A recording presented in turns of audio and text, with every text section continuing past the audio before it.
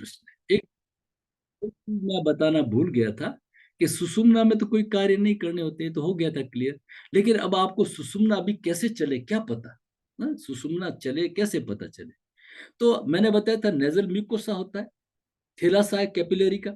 तो जैसे आप ऐसे सोते हैं तो थैला लुढ़क के हल्के से इधर आ जाता है, तो ये थोड़ा ब्लॉक हो जाता है, ये ज्यादा चल जाता है, ठीक है ना। कभी कभी क्या होता है, वो थैला आने ही नहीं देते उधर, तो फोर्सफुल के लिए आपको छींक आती है। देखिए इस सनातन को आप समझिए, छींक आने का मतलब क्या है, अब आपका स्वर चेंज हो रहा है, स्वर चेंज हो रहा है इसका मतलब क्या है, अब आपका ट्रांजिशन पीरियड में सुषुम्ना कुछ क्षण के लिए जगी है, कुछ क्षण के लिए जगी है, तो सुषुम्ना में कोई कार्य, इसलिए कहते हैं छींक में कोई कार्य नहीं करते। क्या विज्ञान है, कहां से पकड़ा है, गदगद हो जाता हूं मैं तो, समझता हूँ इस चीज को, तो कहाँ उनका क्या इतना डीप था, ठीक है ना।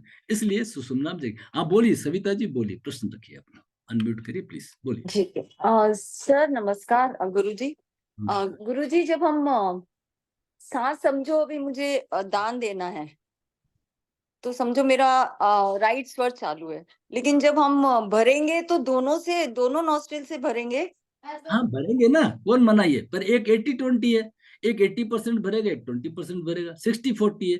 जो स्वर चल रहा है उसमें आपको तो सिंपल श्वास लेना, स्वर चल रहा राइट, श्वास भरा अच्छा, तो डेफिनेटली राइट से ज्यादा आएगा, ठीक है ना। ठीक है। और तो किसी को पैसे देने हैं तो भी मतलब उधार, उधार देने तो लेफ्ट में देंगे।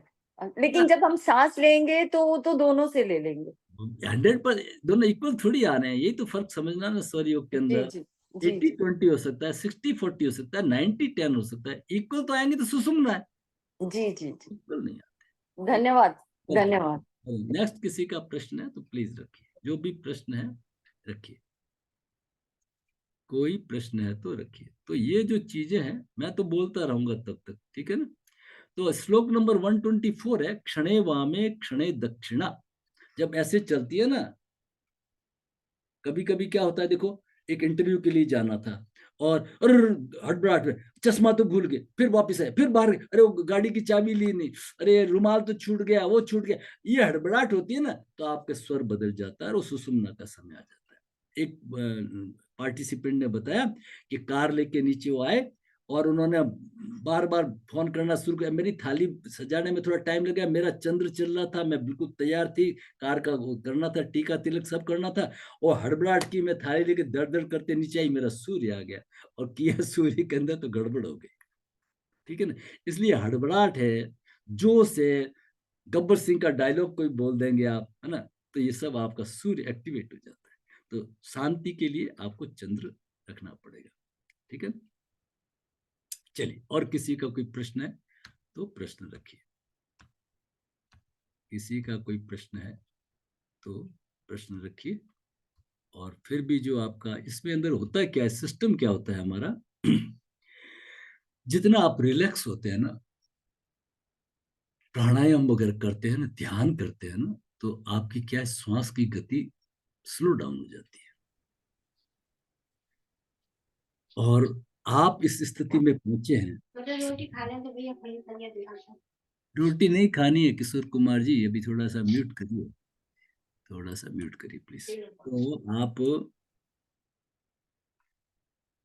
आपको एक एग्जांपल से समझाता हूँ। क्रिकेट का मैच चल रहा है, मैंने शायद बताया भी होगा, तो दो वर्ल्ड लेवल के एम्पायर है, बड़े ध्यान से देख रहे हैं, और एक बॉल आती है धनधनाती हुई, आउट या नॉट आउट पता नहीं कर पाते, पूरे वर्ल्ड में लोग देख रहे हैं वो भी नहीं कर पाते, एक घर में चार लोग हैं, दो कहते हैं आउट, वो कहते हैं not out, then he goes to go to third umpire, third umpire के पास में slow motion, bit by bit, frame by frame, बल्ला बॉल बल्ला बॉल, तो घर का छोटा बच्चा भी कहता था out, you can not change, वो निर्णय भी अचूक होगा। तो जीवन में बढ़ने के लिए, स्वर विज्ञान के लिए, सबसे पहले आप अपने श्वास को तैयार करेंगे, रिदम को।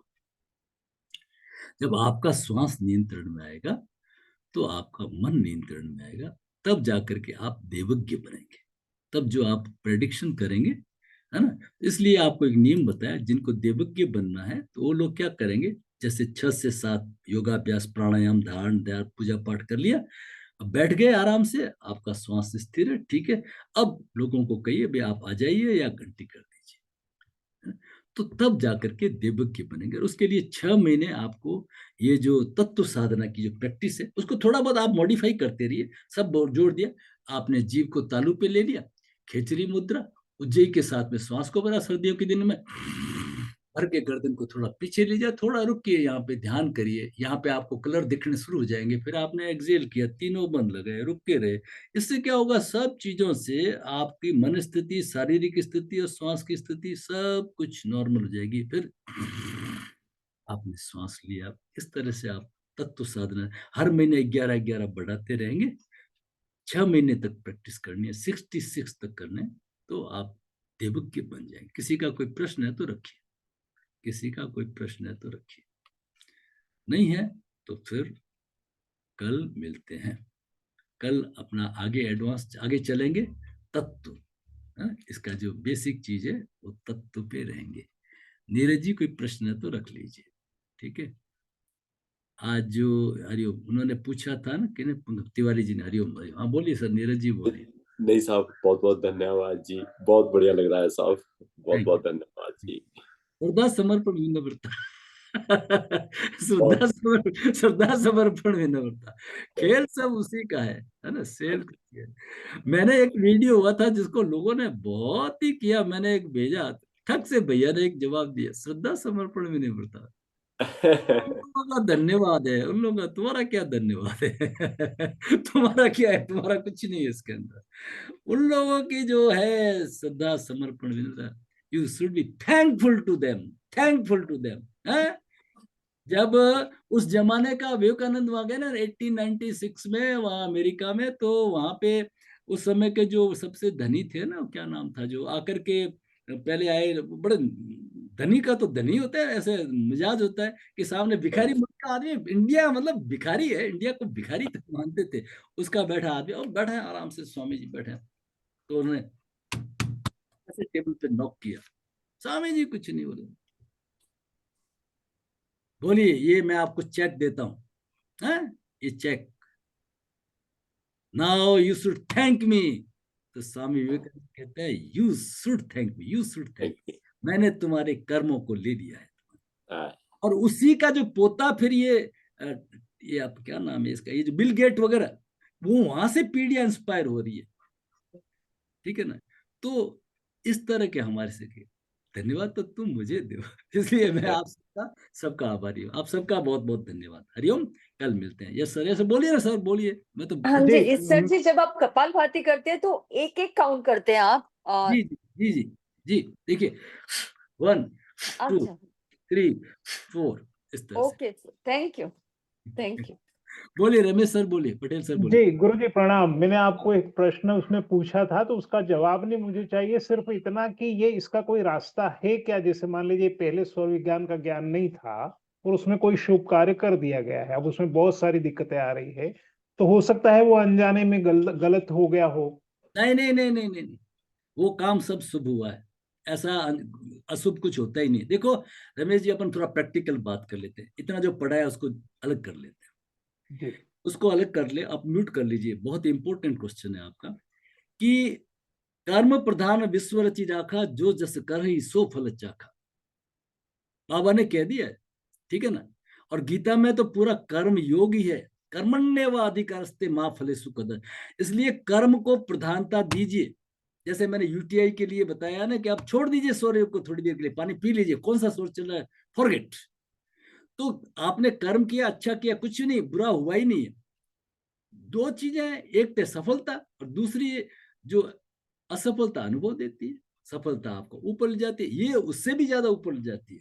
इसलिए जो आपने किया है वो अच्छा किया है, कभी इस चीज को मत तो मत दें। कभी हो गया काम तो कर दीजिए, दान का मन कर दिया, कर दिया आपने, फैक्ट्री कर दी, अब उसमें अशुभ नहीं है, वो तो शुभ भी है, ये परमात्मा ने कहा। देखिए हमारे ऊपर दो बड़े कई कलंक लगे हुए हैं, सनातन के ऊपर, सनातनियों के ऊपर, सनातनियों के ऊपर। चंद लुटेरे आए थे, आप देखिए ना, कल्पना करिए, हमें बिल्कुल साइंटिफिक लेना है, साइंटिफिक। चंद लुटेरे आए थे और कितना तबाही करके चले गए शिव मंदिर को हमारे। अब उनको क्या हुआ, बाहर भील आगे बैठे हैं, उनको मालूम पड़ गया पीछे वाले गेट से गए, सोमनाथ के लिए पीछे वाली।